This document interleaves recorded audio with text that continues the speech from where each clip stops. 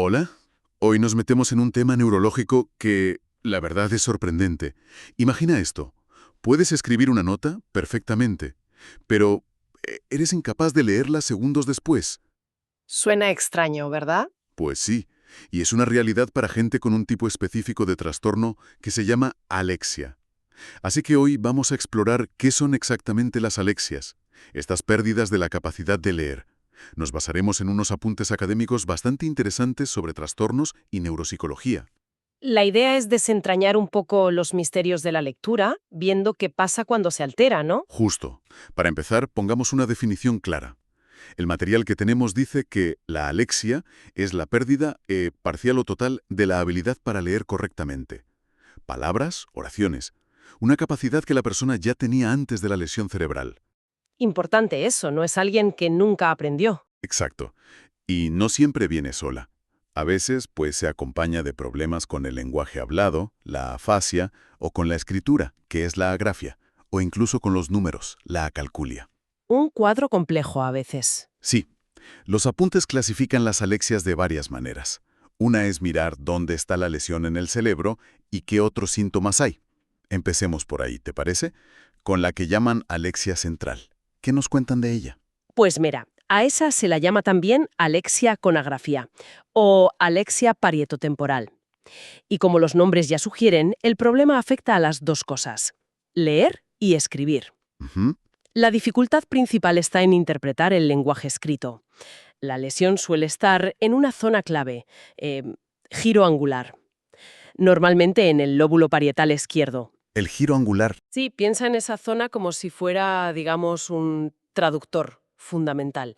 Convierte las letras que vemos en los sonidos que les tocan y al revés, para poder escribir. Si se daña, pues esa función queda como aislada del resto. Entiendo. Como un centro neurálgico para eso, para descodificar y codificar lo escrito. Y las características que describen estos apuntes son, bueno, bastante llamativas. Hablan de una alteración seria de la lectura, da igual si en voz alta o en silencio, y también de la escritura. Claro, Dificultad para nombrar letras, para entender palabras escritas. Parece un problema con los códigos del lenguaje en sí. exacto. Y es frecuente que vaya con otros problemas. A veces se asocia a ciertas afasias o incluso al síndrome de Gerstmann. Ah, sí, lo mencionan. ¿Qué era eso exactamente? Pues es un conjunto curioso de síntomas. No reconocer los propios dedos, lo que llaman agnosia digital, confundir derecha e izquierda, problemas de cálculo, la acalculia y, claro, la agrafia, la dificultad para escribir. Vaya cuadro. Sí, y la lesión típica afecta a esa zona, el giro angular en el hemisferio que domina el lenguaje, muchas veces por problemas vasculares, como una oclusión en la arteria cerebral media. Un detalle que me llama la atención en el material. Dicen que copiar un texto puede estar sorprendentemente mejor conservado que escribir si les dictas. Sí, eso pasa a veces. Pero aún así tienen problemas para cambiar el formato de las letras, ¿no? Como pasar de mayúsculas a minúsculas o a cursiva. ¿Y qué pasa con los números? Pues también se ven afectados. La lectura y escritura de números suelen estar alteradas. Eso configura un tipo de acalculia, una dificultad con el cálculo, pero ligada específicamente a no poder leer ni escribir bien los números.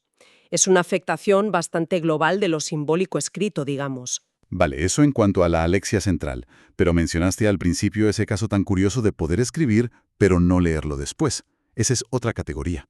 Efectivamente, esa es la alexia posterior. También se llama alexia sin agrafia o, de una forma muy gráfica, ceguera para las palabras. Seguida para las palabras. Sí, y es fascinante desde el punto de vista neurológico, la verdad. La persona puede escribir, a veces perfectamente, pero luego es incapaz de leer lo que acaba de poner. Increíble. Y lo más curioso es que su vista funciona bien, y su lenguaje hablado y su comprensión auditiva están intactos. Eso sí que es un puzzle.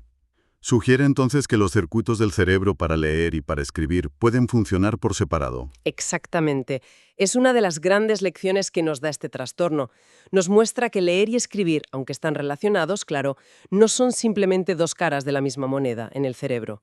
Pueden disociarse. Qué interesante. Y la severidad de esta alexia posterior varía. Algunos apenas identifican letras sueltas, otros pueden leer deletreando muy, muy lentamente, letra a letra, o sílaba a sílaba. Un proceso muy laborioso. Muchísimo. Y curiosamente, el material indica que a menudo reconocen palabras muy familiares, como su propio nombre, seguramente por el uso constante, casi como si reconocieran un logo más que leerlo. Y los apuntes añaden otro detalle peculiar. A veces se asocia con problemas para nombrar colores, una condición llamada hemiacromatopsia, Eso es. que es básicamente una ceguera al color en la mitad del campo visual, normalmente el derecho. Sí, eso es. Y la causa neurológica que describen suele ser una lesión que afecta a dos estructuras: la corteza visual del hemisferio izquierdo y una parte del cuerpo calloso llamada esplenio. El cuerpo calloso es el puente entre hemisferios, ¿no? Exacto, el gran puente de conexión. Y esta lesión combinada tiene un efecto crucial. La información visual del lado derecho del campo visual llega a la corteza visual izquierda, que está dañada, y la información del lado izquierdo llega a la corteza visual derecha, que está intacta. Pero no puede cruzar hacia las áreas del lenguaje del hemisferio izquierdo que sí funcionan para el lenguaje oral, porque el puente, el esplenio, está roto. O sea, que es como si la información visual de las palabras no pudiera llegar al centro que sabe interpretarlas. Justo eso, una desconexión en toda regla. Tal. Y la vinculan directamente con la afasia de Broca. Así es. Las personas con afasia de Broca, que se conoce sobre todo por afectar a la producción fluida del lenguaje, suelen tener también problemas importantes con la lectura. Claro. Su comprensión lectora a menudo se limita a palabras sueltas, sobre todo sustantivos concretos. La dificultad principal parece estar en captar las relaciones gramaticales, la sintaxis, dentro de las frases que leen. La estructura de la frase. Eso es. Y en los casos más graves, ni siquiera pueden nombrar las letras de una palabra o identificar palabras si se las deletrean. Pero aquí el material señala una diferencia interesante con otros tipos. Parece que tienen más facilidad para leer palabras que les son muy familiares. Sí, eso parece. Aunque puedan captar algunas palabras clave, la comprensión global de un texto es pobre. Y como dices, reconocer letras sueltas o palabras deletreadas les cuesta muchísimo. Y aquí los apuntes mencionan un caso clínico que es realmente ilustrativo, documentado por Antonio Damasio. Una mujer diestra que tuvo una lesión quirúrgica muy, muy localizada en la corteza premotora izquierda, una zona llamada área de Exner que se asocia a la planificación motora de la escritura. ¿Y qué pasó? Pues el resultado fue una alexia y una agrafia puras. O sea, incapacidad para leer y escribir letras y palabras, pero podía leer y escribir números y símbolos musicales perfectamente. Increíble. ¿Solo letras y palabras, pero no otros símbolos? Vaya, esto subraya de forma espectacular cómo el cerebro parece tener áreas súper especializadas para tareas muy concretas, ¿no? Totalmente. Es un ejemplo de disociación funcional que nos enseña muchísimo sobre cómo se organiza el cerebro. Bien, cambiemos de tercio dentro de esta clasificación clásica. ¿Qué hay de la alexia espacial? El nombre ya da una pista. Exacto. Aquí el problema no es tanto lingüístico como de organización visual y espacial en la página. Suele ir de la mano de dificultades parecidas al escribir, la agrafia espacial, y al calcular, a calculia espacial. Ajá. Y típicamente se debe a lesiones en el hemisferio derecho, que es el que se encarga más del procesamiento espacial. Los errores son muy característicos. La persona se pierde en la línea que está leyendo, ignora parte del texto. Normalmente el lado izquierdo. Sí, lo que se llama negligencia hemiespacial. A veces necesitan usar el dedo para no saltarse renglones. Y el material añade que pueden omitir o añadir letras o palabras, juntar palabras que van separadas o separar sílabas de una misma palabra. Porque no procesan bien los espacios. Eso es, también fallan con los signos de puntuación. Es como si la estructura visual del texto se les desorganizara por completo. Precisamente.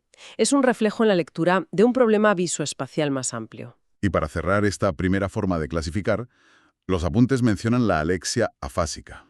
Suena un poco general. Bueno, lo es, en cierto modo. Se refiere simplemente a la dificultad para leer que aparece como un síntoma más dentro de un cuadro de afasia, o sea, un trastorno general del lenguaje. Vale. El tipo y la gravedad de la alexia dependerán directamente del tipo de afasia que tenga la persona, sea de Broca, de Wernicke, global. La dificultad lectora es, digamos, una manifestación más del problema lingüístico central. Entendido.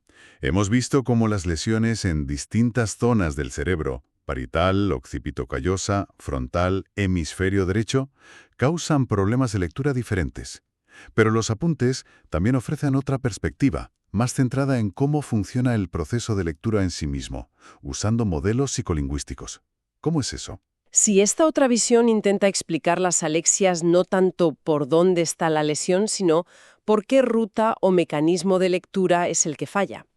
Se basa en modelos que postulan, simplificando mucho, que tenemos al menos dos vías para leer. Dos vías. Sí, una léxica, que reconoce palabras enteras y familiares de golpe, como reconocer una cara que conoces, y otra fonológica, que nos permite sonar las letras para leer palabras nuevas o desconocidas, como cuando deletreas un nombre que nunca has oído. Interesante. Como dos estrategias distintas que usamos al leer. ¿Y cómo se refleja esto en las alexias? El material habla de alexia de superficie. Pues en la alexia de superficie, la dificultad característica está en leer palabras irregulares. ¿Irregulares? Sí, aquellas cuya pronunciación no sigue las reglas directas de correspondencia entre letra y sonido.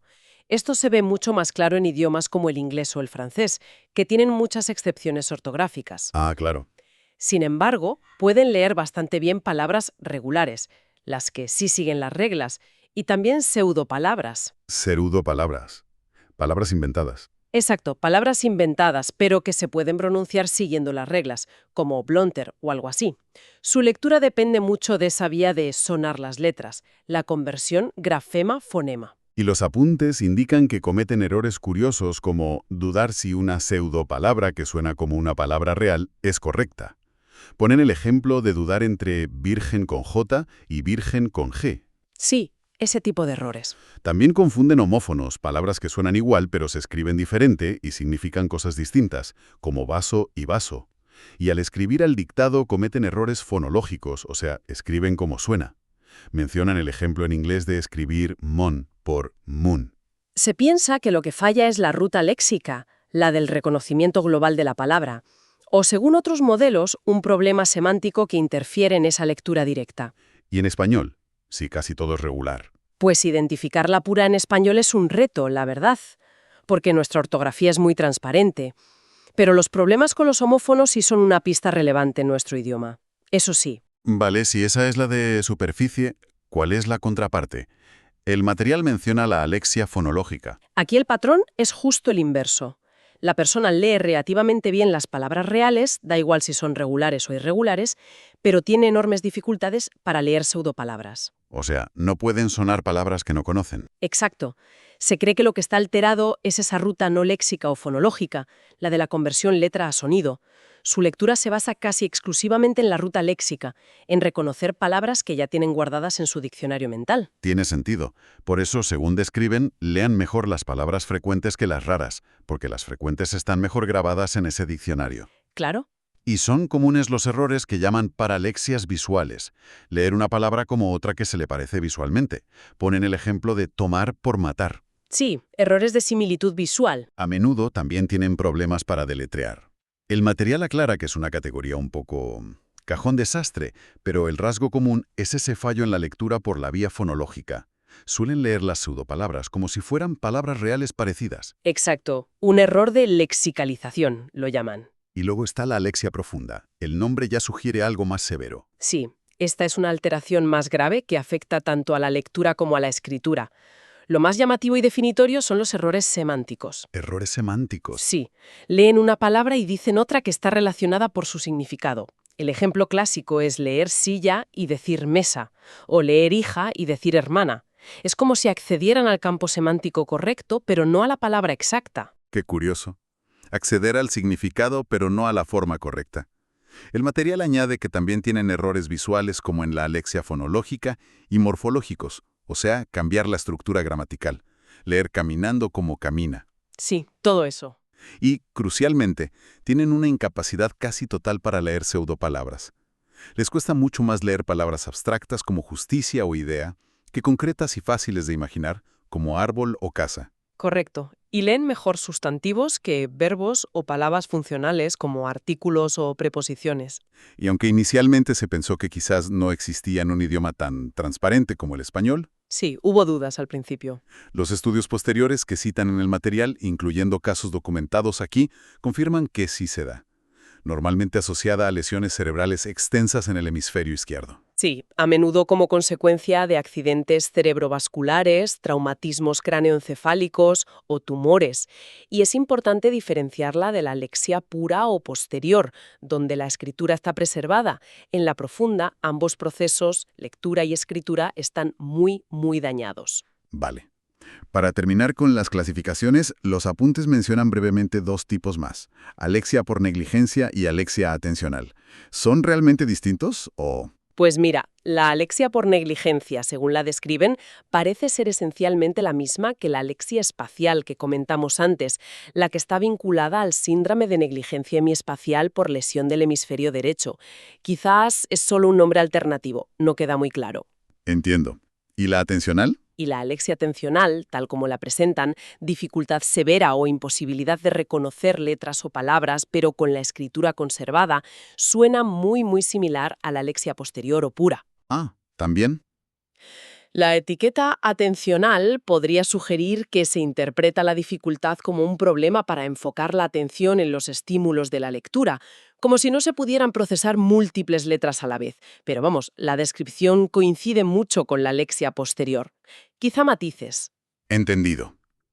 Para ir resumiendo, el material recuerda algo fundamental. La alexia es, en esencia, un tipo de agnosia visual. Exacto. Es decir, una incapacidad para reconocer un tipo específico de estímulo visual, las palabras escritas, aunque los ojos y las vías sensoriales básicas funcionen correctamente.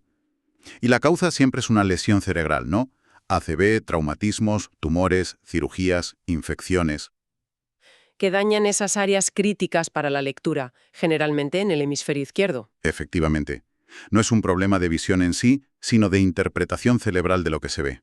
Entonces, lo que queda claro después de este recorrido por los apuntes es que la alexia no es una única cosa, ni mucho menos.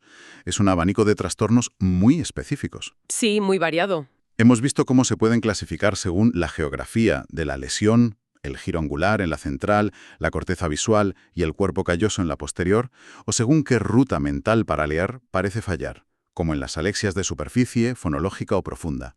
Cada una nos cuenta una historia diferente sobre cómo se puede romper la habilidad de leer. Exacto. Este análisis de las alexias, aunque basado en material académico, digamos, introductorio, nos revela la increíble complejidad y especialización que requiere nuestro cerebro para algo que muchos damos por sentado: leer. Totalmente. Ver cómo se descompone esta habilidad, esa separación sorprendente entre leer y escribir en la alexia posterior, la dificultad selectiva con palabras irregulares en la de superficie o los errores de significado en la profunda, nos da pistas valiosísimas sobre cómo funciona la lectura normalmente. Nos ayuda a mapear esas distintas rutas y procesos involucrados, desde que la luz entra por nuestros ojos hasta que comprendemos el mensaje. Y esto nos lleva a una reflexión final quizá. Si estudiar la pérdida de la lectura en adultos nos revela estas rutas y mecanismos distintos, una para reconocer palabras familiares, otra para descifrar nuevas, una afectada por la regularidad ortográfica, otra no tanto, ¿qué nos dice esto sobre cómo los niños aprenden a leer? Ah, buena pregunta. ¿Podrían las dificultades que algunos niños experimentan al aprender reflejar quizá un desarrollo menos eficiente de alguna de estas rutas que vemos dañadas en las alexias? Es una pregunta interesante que conecta la neurología del adulto con el desarrollo infantil y la pedagogía. Sí, sin duda. Es algo para darle una vuelta, ¿verdad? Cómo el estudio de lo que se rompe nos informa sobre cómo se construye.